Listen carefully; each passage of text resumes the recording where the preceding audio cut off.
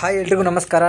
ನನಗೆ ತುಂಬ ರೆಸ್ಪೆಕ್ಟ್ ಇರುವಂತಹ ಒಂದು ಡಿಪಾರ್ಟ್ಮೆಂಟ್ ಅಂತ ಹೇಳಿದರೆ ಅದು ಪೊಲೀಸ್ ಡಿಪಾರ್ಟ್ಮೆಂಟು. ಆ ಡಿಪಾರ್ಟ್ಮೆಂಟಿಗೆ ಒಂದು ಕೆಟ್ಟ ಹೆಸರು ತರುವಂತಹ ಒಂದು ಘಟನೆ ನಡೆದು ಹೋಗಿದೆ. ಅದರಲ್ಲೂ ಕೂಡ ಕರ್ನಾಟಕದ ಪೊಲೀಸ್ ಅಂತ ಹೇಳಿದರೆ ಒಂದು ಮರ್ಯಾದೆ ಇದೆ ನಮ್ಮ ದೇಶದಲ್ಲಿನೇ. ಅಂತಹ ಮರ್ಯಾದೆಯನ್ನು 3 ಕಾಸಿಗೆ ಹರಾಜು ಮಾಡುವಂತಹ ಕೆಲಸಗಳನ್ನು ಈಗಿನ ಹಲವು ಜನ ಪೊಲೀಸರು ಮಾಡ್ತಿದ್ದಾರೆ. ಕೆಲವೇ ಒಂದು 10-20% ಪೊಲೀಸರು ಮಾತ್ರ ನಿಯತ್ತಾಗಿ ದುಡಿತಿದ್ದಾರೆ ಅಂತಲೇ ನಾವು ಅನ್ಬೋದು. ನೀವು ಈಗ ಒಂದು ವಿಡಿಯೋನ ಹಾಕ್ತೀನಿ, ಅದನ್ನು ನೋಡಿಕೊಂಡು ಬನ್ನಿ. ಸೊ ಈಗ ನೀವೇನು ಈ ವಿಡಿಯೋನ ನೋಡ್ಕೊಂಡು ಬಂದರೂ ಇದು ನಡೆದಿರೋದಂಥದ್ದು DYSP ಕಚೇರಿ ತುಮಕೂರಿನ ಮಧುಗಿರಿಯ ಸ್ಟೇಷನ್ನಲ್ಲಿ. ಸೊ ಇಲ್ಲಿ ಪಾವಗಡದ ಒಂದು ಹೆಣ್ಣು ಮಗಳು ಈ DYSP ಅವರಿದ್ದಾರಲ್ಲ ಅವ್ರ ಹತ್ರ ಬರ್ತಾರೆ. ಜಮೀನಿನ ಒಂದು ಸಮಸ್ಯೆಯ ಕಾರಣದಿಂದಾಗಿ ಒಂದು ಕಂಪ್ಲೇಂಟನ್ನು ಕೂಡ ಕೊಟ್ಟಿರ್ತಾರೆ. ಆ ಕಂಪ್ಲೇಂಟನ್ನು ತಗೊಂಡಂತಹ DYSP ಅವರು ಸೊ ಆ ಹೆಣ್ಣನ್ನು ತುಂಬ ದಿನದಿಂದ ಕಾಂಟ್ಯಾಕ್ಟಲ್ಲಿ ಇಟ್ಕೊಳ್ಳೋದು ಅಥವಾ ಮೆಸೇಜು ಫೋನ್ಗಳನ್ನು ಮಾಡೋದು ಮಾಡಿಕೊಂಡು ಮತ್ತೆ ಒಂದು ದಿನ ಆ ಹೆಂಗಸಿಗೆ ಸ್ಟೇಷನಿಗೆ ಬರಲಿಕ್ಕೆ ಕರೀತಾರೆ. ಯಾವುದೋ ಒಂದು ತನಿಖೆ ಇದೆ, ಸೊ ಇನ್ವೆಸ್ಟಿಗೇಷನ್ ಮಾಡಬೇಕು, ನೀವು ಸ್ಟೇಷನ್ಗೆ ಬನ್ನಿ ಅಂತ ಹೇಳಿಬಿಟ್ಟು ಅವರನ್ನು ಸ್ಟೇಷನಿಗೆ ಕರೆಸಿರ್ತಾರೆ.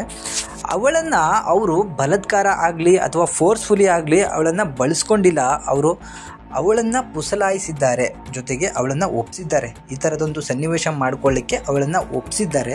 ಇಂತಹ ಕೆಟ್ಟ ಘಟನೆಗಳು ಹಲವಾರು ಬಾರಿ ನಡೆದಿದೆ ಅಂತಲೂ ಕೂಡ ಹಲವಾರು ಮಾತುಗಳು ಬರ್ತಾ ಇದೆ. ಇದೇ ಸ್ಟೇಷನಲ್ಲಿ ಹಲವಾರು ಬಾರಿ ನಡೆದಿದೆ ಅಂತ ಹೇಳಿ. ಸೊ ಇವರು ದೊಡ್ಡ ಮಟ್ಟದ ಅಧಿಕಾರಿ ಆಗಿರೋದ್ರಿಂದ ಕೆಳಗಡೆ ಇರುವಂತಹ ಅಧಿಕಾರಿಗಳು ಹೆದರಿದ್ದಾರೆ ಇದನ್ನು ಬಯಲು ಮಾಡಲಿಕ್ಕೆ. ಸೊ ಆ ಹೆಣ್ಣು ಮಗಳು ಬರ್ತಾಳೆ, ಅವಳನ್ನು ಪುಸಲಾಯಿಸಿ ಬಾತ್ರೂಮ್ಗೆ ಕರ್ಕೊಂಡೋಗಿ ಅಲ್ಲಿ ಅಸಹ್ಯವಾಗಿ ಏನೇನೋ ಮಾಡಿದ್ದಾರೆ. ಸೊ ನೀವು ವಿಡಿಯೋದಲ್ಲಿ ನೋಡಿದರೆ ನಿಮಗೆ ಗೊತ್ತಾಗುತ್ತೆ. ಬಟ್ ಇದನ್ನು ಮಕ್ಕಳುಗಳು ನೋಡೋಕ್ಕೆ ಹೋಗಬೇಡಿ. ಯಾಕಂತ ಹೇಳಿದರೆ DYSP ಕಚೇರಿ ಅಂತ ಹೇಳಿದರೆ ಜನಗಳಿಗೆ ಒಂದು ರೆಸ್ಪೆಕ್ಟ್ ಇರ್ತದೆ. ಯಾಕಂದರೆ ಈಗಿನ ನಾವು ಹಲವಾರು ವಿಡಿಯೋಗಳು ನೋಡ್ತಾ ಇರ್ತೀವಿ. ಬೀದಿಯಲ್ಲಿ ಹೋಗ್ತಾ ಇರುವಂತಹ ಬಸ್ಗಳನ್ನು ಹಿಡಿದು ಬೈಕ್ಗಳನ್ನು ಹಿಡಿಯೋದು, ಅವ್ರ ಹತ್ರ 100 ರೂಪಾಯಿ ಇಸ್ಕೊಳ್ಳೋದು, 200 ರೂಪಾಯಿ ಇಸ್ಕೊಳ್ಳೋದು. ಹಾಗೆ ಬೀದಿ ಬಳಿ ವ್ಯಾಪಾರ ಮಾಡ್ತಿರುವಂತಹ ವ್ಯಾಪಾರಿಗಳ ಹತ್ರ 20 ರೂಪಾಯಿ 10 ರೂಪಾಯಿ ಇಸ್ಕೊಳ್ಳುವಂತಹ ಪೊಲೀಸರನ್ನು ಸಿಕ್ಕಾಪಟ್ಟೆ ನೋಡಿರ್ತೀವಿ. ಅಂತಹ ಕಚಡ ಕೆಲಸ ಮಾಡೋರು ಕೂಡ ಇನ್ನೂ ಡಿಪಾರ್ಟ್ಮೆಂಟಲ್ಲಿ ಇದ್ದಾರೆ. ಬಟ್ ಒಳ್ಳೆ ಕೆಲಸ ಮಾಡೋರು ಎಲ್ಲೋ ಒಂದು 10% ಜನ ತಮ್ಮ ಯಾವುದೇ ರೀತಿಯ ಸ್ವಾರ್ಥಕ್ಕಾಗಿ ಕೆಲಸ ಮಾಡದೆ ಜನಗಳಿಗೋಸ್ಕರನೇ ಕೆಲಸ ಮಾಡುವಂತಹ ಪೊಲೀಸರು ಕೂಡ ಇದ್ದಾರೆ. ಅವರಿಗೆ ಒಂದು ರೆಸ್ಪೆಕ್ಟ್ಫುಲ್ಲು ಒಂದು ಲೈಕನ್ನು ಕೊಟ್ಬಿಟ್ಟು ನಾವು ಮುಂದೆ ಹೋಗೋಣ. ಇಂತಹ ಕಚಡ ಕೆಲಸ ಮಾಡುವಂಥ ಪೊಲೀಸರಿಂದ ಅವರಿಗೂ ಕೂಡ ಕೆಟ್ಟ ಹೆಸರುಗಳು ಬರ್ತಾ ಹೋಗ್ತಾ ಇದೆ. ಅದೇ ಒಂದು ಬೇಜಾರಿನ ಸಂಗತಿ ಅಂತಲೇ ಹೇಳ್ತೀವಿ. ಸೊ DYSP ಕಚೇರಿಗೆ ಆ ಹೆಣ್ಣುಮಕ್ಕಳು ಬರ್ತಾಳೆ. ಸೊ ಬಂದಾದಮೇಲೆ ಅವಳನ್ನು ಯಾವ ರೀತಿ ಪುಸಲಾಯಿಸಿದ್ನೋ ಗೊತ್ತಿಲ್ಲ, ಅವಳು ಅದಕ್ಕೆ ಒಪ್ಕೊಬಿಡ್ತಾಳೆ. ಸೊ ನನಗೆ ಕಾಮತೃಷೆಯನ್ನು ತೀರಿಸಬೇಕು ಅಂತ ಹೇಳಿರೋ ಕಾರಣದಿಂದ ಅವಳು ಒಪ್ಕೊಂಡು ಬಿಡ್ತಾಳೆ. ಅಥವಾ ಅವಳು ಯಾವ ರೀತಿ ಒಪ್ಕೊಂಡ್ಲೋ ಏನೋ ಗೊತ್ತಿಲ್ಲ. ಅಂತಹ ಕಚಡ ಕೆಲಸಕ್ಕೆ ಅವಳು ಒಪ್ಕೊಂಡಿರೋದು ಅವಳದು ಕೂಡ ತಪ್ಪಿರ್ತದೆ. ಬಟ್ ಒಂದು ಡಿಪಾರ್ಟ್ಮೆಂಟು, ಒಂದು ಪೊಲೀಸ್ ಡಿಪಾರ್ಟ್ಮೆಂಟ್ ಅಂತ ಬಂದರೆ ಅದಕ್ಕೊಂದು ರೆಸ್ಪೆಕ್ಟ್ ಇರ್ತದೆ. ಅಂತಹ ಒಂದು ರೆಸ್ಪೆಕ್ಟ್ಫುಲ್ ಡಿಪಾರ್ಟ್ಮೆಂಟಲ್ಲಿರುವಂತಹ ಈ ಒಂದು ವ್ಯಕ್ತಿ ಇನ್ನೇನು ಕೆಲವೇ ತಿಂಗಳುಗಳಲ್ಲಿ ಇವರು ರಿಟೈರ್ಡ್ ಆಗುವಂತಹ ಚಾನ್ಸಸ್ ಇದೆ ಅಂತೆ. ಸೊ ಅಂತಹ ಟೈಮ್ನಲ್ಲಿ ಈ ಮುದಿಗೂಬೆ ವಯಸ್ಸಿನಲ್ಲೂ ಕೂಡ ಈ ವ್ಯಕ್ತಿಗೆ ಕಾಮತೃಷೆ ಇದೆ ಅಂತ ಹೇಳಿದರೆ ಅವನಿಗೆ ನಾಚಿಕೆ ಆಗಬೇಕು. ಸೊ DYSP ಕಚೇರಿಗೆ ಅವಳು ಬರ್ತಾರೆ, ತುಮಕೂರಿನ ಮಧುಗಿರಿ ಸ್ಟೇಷನ್ಗೆ. ಬಂದಾದ ನಂತರ ಅವಳನ್ನು ಪುಸಲಾಯಿಸಿ ಬಾತ್ರೂಮ್ಗೆ ಕರ್ಕೊಂಡು ಹೋಗ್ತಾನೆ, ಅದೇ ಸ್ಟೇಷನಲ್ಲಿರುವಂತಹ ಬಾತ್ರೂಮ್ಗೆ. ಅದನ್ನು ಗಮನಿಸಿದಂತಹ ಅದೇ ಒಂದು ಸ್ಟೇಷನಲ್ಲಿರುವಂತಹ ಇನ್ನೊಬ್ಬ ಸಿಬ್ಬಂದಿ ಹಿಂದ್ಗಡೆ ಹೋಗಿ ಕಿಟಕಿ ಹತ್ರ ಮೊಬೈಲನ್ನು ಇಟ್ಟು ರೆಕಾರ್ಡನ್ನು ಮಾಡ್ತಾನೆ. ಇದನ್ನು ಇವರಿಬ್ಬರು ಕೂಡ ಗಮನಿಸಿರೋದಿಲ್ಲ. ಸೊ ಇಬ್ಬರು ಕೂಡ ಗಮನಿಸಿದ್ರಲ್ಲ. ನಂತರ ಅವಳನ್ನು ಹೊರಗೆ ಕರ್ಕೊಂಡು ಹೋಗಿ ತನ್ನ ಬಟ್ಟೆಯನ್ನು ಬಿಚ್ಚಿ ಸೊ ಅವನಿಗೆ ಏನೇನು ಆಸೆ ಇತ್ತೋ ಅದನ್ನು ತೀರಿಸ್ಕೊಳ್ತಾ ಇರ್ತಾನೆ. ಬಟ್ ಅಷ್ಟರೊಳಗೆ ಇವರು ಯಾರೋ ಕೂಡ ಒಬ್ಬರು ರೆಕಾರ್ಡನ್ನು ಕೂಡ ಮಾಡ್ಕೊಂಡಿದ್ದಾರೆ. ಸೊ ಅದನ್ನು ಇನ್ನೇನು ಮುಗ್ದಾದ ನಂತರ ಆ ಹೆಣ್ಣು ಅವ್ರು ರೆಕಾರ್ಡ್ ಮಾಡ್ತಿರೋದನ್ನು ಕಿಟಕಿಯಲ್ಲಿ ನೋಡಿಬಿಟ್ಟು ಅಲ್ಲಿ ಯಾರು ರೆಕಾರ್ಡ್ ಮಾಡಿಕೊಂಡ್ರು ಅಂದ ಕೂಡಲೇ ಅದನ್ನು ಅವರು ಅಲ್ಲಿಗೆ ತೆಗೆದುಕೊಂಡು ಹೋಗಿದ್ದಾರೆ. ಸೊ ಇದು ನಡೆದು ತುಂಬ ದಿನವೇ ಆಗೋಗಿದೆ ಅಂತೆ. ಸೊ ಯಾಕೆ ಗೊತ್ತಿಲ್ಲ, ಈ ವಿಡಿಯೋ ಇವಾಗ ಲೇಟಾಗಿ ಯಾಕೆ ಸಾಮಾಜಿಕ ಜಾಲತಾಣದಲ್ಲಿ ವೈರಲ್ ಆಗ್ತಿದೆ ಅಂತ ಹೇಳಿ ಖಂಡಿತ ನಿಮಗೂ ಕೂಡ ಗೊತ್ತಾಗ್ತಿಲ್ಲ. ಯಾಕಂತ ಹೇಳಿದರೆ ಮೇಲಿನ ಅಧಿಕಾರಿಗಳು ಕೆಳಗಿನ ಅಧಿಕಾರಿಗಳನ್ನು ಎಷ್ಟು ಹಿಂಸೆ ಕೊಟ್ಟಿರುವಂತಹ ಹಲವಾರು ವಿಡಿಯೋಗಳನ್ನು ನೋಡಿದ್ದೀವಿ. ಇತ್ತೀಚೆಗಷ್ಟೇ ಬೆಂಗಳೂರಿನ ಯಾವುದೊಂದು ಸ್ಟೇಷನಲ್ಲಿ, ಸದಾಶಿವನಗರ ಸ್ಟೇಷನಲ್ಲಿ ಅನಿಸುತ್ತೆ, ಸೊ ಕಾನ್ಸ್ಟೇಬಲ್ಗಳೇ ಎಷ್ಟು ಕೆಟ್ಟ ಪದಗಳನ್ನು, ಅವಾಚ್ಯ ಶಬ್ದಗಳನ್ನು ಬಳಸ್ಕೊಂಡು ಒಬ್ರಿಗೊಬ್ಬರು ಬೈದಾಡ್ಕೊತಿದ್ರು. ಆ ವಿಡಿಯೋಗಳನ್ನು ನೋಡಿದ್ದೀವಿ. ಅದರಲ್ಲೂ ಕೂಡ ಮೇಲಿನ ದರ್ಜೆ ಅಧಿಕಾರಿ ಈ ಥರ ಹಲ್ಕ ಕೆಲಸಗಳನ್ನು ಮಾಡಬೇಕಾದ್ರೆ ಕೆಳಗಿನ ದರ್ಜೆ ಅಧಿಕಾರಿ ಒಂದು ವಿಡಿಯೋನ ಮಾಡಿ ಇಟ್ಕೊಂಡಿರ್ತಾನೆ. ಅವನು ಅಷ್ಟು ಈಸಿಯಾಗಿ ಅದನ್ನು ಎಲ್ಲೂ ಕೂಡ ವೈರಲ್ ಮಾಡೋಕ್ಕಾಗೋದಿಲ್ಲ. ಸೊ ಇವಾಗ ಯಾಕೆ ವೈರಲ್ ಆಯಿತು ಅಂತ ಹೇಳಿ ಗೊತ್ತಿಲ್ಲ. ಬಟ್ ಸಾಮಾಜಿಕ ಜಾಲತಾಣಗಳಲ್ಲಿ ಇದು ದೊಡ್ಡ ಮಟ್ಟಕ್ಕೆ ಈಗ ವೈರಲ್ ಆಗಿಬಿಟ್ಟಿದೆ. ಸೊ ಇದಕ್ಕಿದ್ದ ಹಾಗೆ ರಾತ್ರೋರಾತ್ರಿ ಈ ವಿಡಿಯೋ ವೈರಲ್ ಆಗಿಬಿಟ್ಟಿದೆ.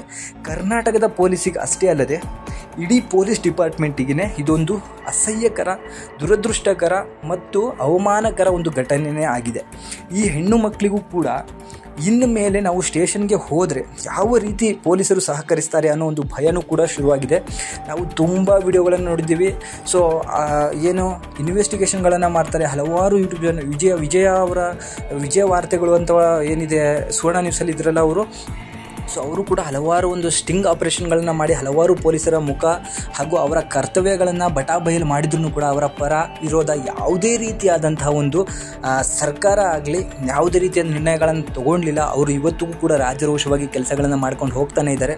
ಬಟ್ ಎಲ್ಲೂ ಕೂಡ ಯಾರಿಗೂ ಇಂಥದ್ದನ್ನು ಕಡಿವಾಣ ಹಾಕುವಂಥ ಕೆಲಸಗಳು ಯಾವ ಸರ್ಕಾರಗಳೂ ಮಾಡಲಿಲ್ಲ. ಈಗಿರುವಂಥ ಸರ್ಕಾರ ಆಗಿರ್ಬೋದು, ಹಿಂದೆ ಇದ್ದಂಥ ಸರ್ಕಾರ ಆಗಿರ್ಬೋದು, ಇಂತಹ ಕಚಡ ಕೆಲಸಗಳಿಗೆ ಎಲ್ಲರೂ ಕೂಡ ಸಪೋರ್ಟ್ ಮಾಡ್ಕೊಂಡೇ ಬಂದಿರೋದ್ರಾಗಿದೆ. ಸೊ ಈ ಥರ ಘಟನೆಗಳು ನಡೀತಾ ಇದೆ ಅಂತ ಹೇಳಿದರೆ ಹೆಣ್ಣುಮಕ್ಕಳು ಮುಂದಿನ ದಿನಗಳಲ್ಲಿ ಸ್ಟೇಷನ್ಗೆ ಯಾವ ಧೈರ್ಯದ ಮೇಲೆ ಹೋಗಬೇಕು ಅಂತ ಹೇಳಿ ನೀವೇ ತಿಳಿಸಬೇಕು. ಪೊಲೀಸ್ ಯಾವ ದಾರಿಯಲ್ಲಿ ನಡ್ಕೊಂಡು ಹೋಗ್ತಿದ್ದಾರೆ, ಹೆಣ್ಣು ಮಕ್ಕಳನ್ನು ಎಷ್ಟು ಕೆಟ್ಟ ರೀತಿಯಲ್ಲಿ ಬಳಸ್ಕೋತಿದ್ದಾರೆ, ಆ ಹೆಣ್ಣಿಗೆ ಏನಾಗಿತ್ತು ಗೊತ್ತಿಲ್ಲ, ಧೈರ್ಯವಾಗಿ ಇದನ್ನು ಅವಳು ಕೂಡ ಎದುರಿಸದೆ ಅದನ್ನು ಒಪ್ಕೊಂಡಿದ್ದಾರೆ. ಸೊ ಅವಳಿಗೆ ಜಮೀನು ಬೇಕಾದ ಕಾರಣಕ್ಕೆ ಅವಳು ಒಪ್ಕೊಂಡ್ಲೋ ಬಿಟ್ಲೋ ಗೊತ್ತಿಲ್ಲ.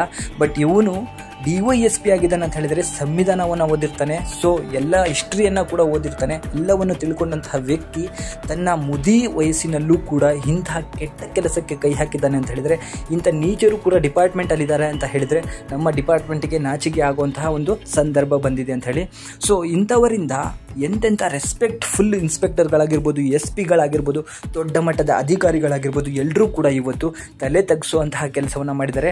ಡಿಪಾರ್ಟ್ಮೆಂಟಿಗೆ ಇದು ವಿಚಾರ ಗೊತ್ತಿತ್ತು ಅಂತಲೂ ಕೂಡ ಹಲವಾರು ನ್ಯೂಸ್ಗಳಲ್ಲಿ ಬರ್ತಾ ಇದೆ. ಬಟ್ ಗೊತ್ತಿದ್ರೂ ಕೂಡ ಡಿಪಾರ್ಟ್ಮೆಂಟಿಗೆ ಕೆಟ್ಟ ಹೆಸರು ಬರುತ್ತೆ ಅಂತ ಹೇಳಿ ಸುಮ್ಮನಾಗಿದ್ದಾರೆ ಅನ್ನೋದು ಕೂಡ ಈಗ ಬೆಳಕಿಗೆ ಬರ್ತಿದೆ. ಬಟ್ ಈಗ ಇದು ಎಲ್ಲ X ಖಾತೆಗಳಲ್ಲೂ ಕೂಡ, ಯೂಟ್ಯೂಬಲ್ಲೂ ಕೂಡ ಹಾಗೂ ಎಲ್ಲ ಸೋಷಿಯಲ್ ಮೀಡಿಯಾ ಚಾನಲ್ಗಳಲ್ಲಿ ಮತ್ತು ನ್ಯೂಸ್ ಚಾನಲ್ಗಳಲ್ಲಿ ಈಗ ಈ ವಿಡಿಯೋ ಸಿಕ್ಕ ಕಾರಣ ಅವರ ಹೆಸರು ರಾಮಚಂದ್ರಪ್ಪ ಅಂತ ಹೇಳಿ ಹೇಳಲಾಗ್ತಿದೆ. ಸೊ ಆ ವ್ಯಕ್ತಿನೇ ಆಗಿದ್ದರೆ ಅವರಿಗೆ ತಕ್ಕಂಥ ದೊಡ್ಡ ಶಿಕ್ಷೆ ಕೊಡಬೇಕು. ಇದನ್ನು ಇಷ್ಟಕ್ಕೆ ಬಿಟ್ಟರೆ ಇನ್ನು ಉಳಿದಂತಹ ಪೊಲೀಸರು ಚಿಗುರ್ಕೊಳ್ತಾರೆ.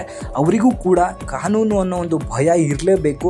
ಇವರಿಗೆ ದೊಡ್ಡ ಮಟ್ಟದ ಶಿಕ್ಷಣ ಕೊಡಬೇಕು. ಮುಂದಿನ ದಿನಗಳಲ್ಲಿ ಯಾರೂ ಕೂಡ ಹೆಣ್ಣು ಮಕ್ಕಳನ್ನಾಗಿರ್ಬೋದು ಅಥವಾ ಬಡ ಜನರನ್ನಾಗಿದ್ದು ಕಿತ್ತು ತಿನ್ನುವಂಥದ್ದಾಗಿರ್ಬೋದು, ಕೆಟ್ಟ ರೀತಿಯಲ್ಲಿ ಬಳಸ್ಕೊಳ್ಳೋಂಥದ್ದಂತಾಗಿರ್ಬೋದು, ಎಲ್ಲೂ ಕೂಡ ಆಗಬಾರ್ದು ಅನ್ನೋದು ಈ ವಿಡಿಯೋ ಮೂಲಕ ನಾವು ನಿಮಗೆ ತಿಳಿಸ್ತಿದ್ದೀವಿ. ಅದ್ರ ಜೊತೆಗೆ ಪರಮೇಶ್ವರ್ ಅವರು ಇದನ್ನು ಗಂಭೀರವಾಗಿ ತಗೊಂಡು ಇಂತಹ ಯಾರ್ಯಾರು ಅಧಿಕಾರಿಗಳಿದ್ದಾರೋ ಅವ್ರನ್ನೆಲ್ಲೂ ಕೂಡ ಸಸ್ಪೆಂಡನ್ನು ಮಾಡಿ ಒಳ್ಳೆಯ ಓದಿರೋ ವ್ಯಕ್ತಿಗಳಿಗೆ ಕೆಲಸನ ಕೊಡಿ. ಹಾಗೂ ಹಲವಾರು ಎಕ್ಸಾಮ್ಗಳು ಕೂಡ ಎಷ್ಟು ಅಕ್ರಮವಾಗಿ ನಡೀತಿದೆ ಅಂತಲೂ ಕೂಡ ನೀವು ಹಿಂದಿನಲ್ಲಿ ನೋಡಿರ್ತೀರ. ಬಟ್ ಅದನ್ನು ಕಿವಿಗೆ ಹಾಕ್ಕೊಂಡಿರಲ್ಲ. ಅದನ್ನು ಹಾಕ್ಕೊಳ್ದೇ ಇರೋದ್ರಿಂದನೇ ಇಂಥ ಲಂಚ ಕೊಟ್ಟು ಕೆಲಸಕ್ಕೆ ಸೇರಿರುವಂಥ ಅಧಿಕಾರಿಗಳು ಇಂಥ ಕೆಟ್ಟ ಕೆಲಸಗಳನ್ನು ಮಾಡಿಕೊಂಡು ಇವತ್ತು ಬೇರೆ ಹೆಣ್ಣು ಮಕ್ಕಳಿಗೆ ನಡೆದಿರೋದು ನಾಳೆ ನಿಮ್ಮ ಮನೆ ಹೆಣ್ಣು ಮಕ್ಕಳಿಗೂ ನಡೀಬೋದು. ಇದನ್ನು ಗಂಭೀರವಾಗಿ ತಗೊಳ್ಳಿ. ಹಾಗೂ ಸರ್ಕಾರ ಇದಕ್ಕೆ ಕ್ರಮ ಕೈಗೊಳ್ಳುವವರೆಗೂ ಯಾರೂ ಕೂಡ ಇದನ್ನು ಇಲ್ಲಿಗೆ ನಿಲ್ಲಿಸಬೇಡಿ. ಎಲ್ಲರೂ ಕೂಡ ಸೋಷಿಯಲ್ ಮೀಡಿಯಾಗಳಲ್ಲಿ ಹ್ಯಾಶ್ಟ್ಯಾಗ್ ಹಾಕಿಬಿಟ್ಟು ರೆಸ್ಪೆಕ್ಟ್ ವುಮೆನ್ ಅಂತ ಹಾಕಿ, ಜೊತೆಗೆ ಪೊಲೀಸರು ಕೂಡ ಎಲ್ಲ ಕಡೆಯೂ ಕೂಡ ಸುಧಾರಿಸ್ಕೊಳ್ಬೇಕು ಅನ್ನೋದು ಕೂಡ ನಮ್ಮ ಈ ವಿಡಿಯೋ ಒಂದು ಅಭಿಲಾಷೆ. ನಿಮಗೆ ಈ ವಿಡಿಯೋದ ಬಗ್ಗೆ ಏನು ಅನ್ನಿಸ್ತು ಅಂತ ಹೇಳಿ ಕಮೆಂಟ್ ಮಾಡಿ ತಿಳಿಸಿ. Thank you.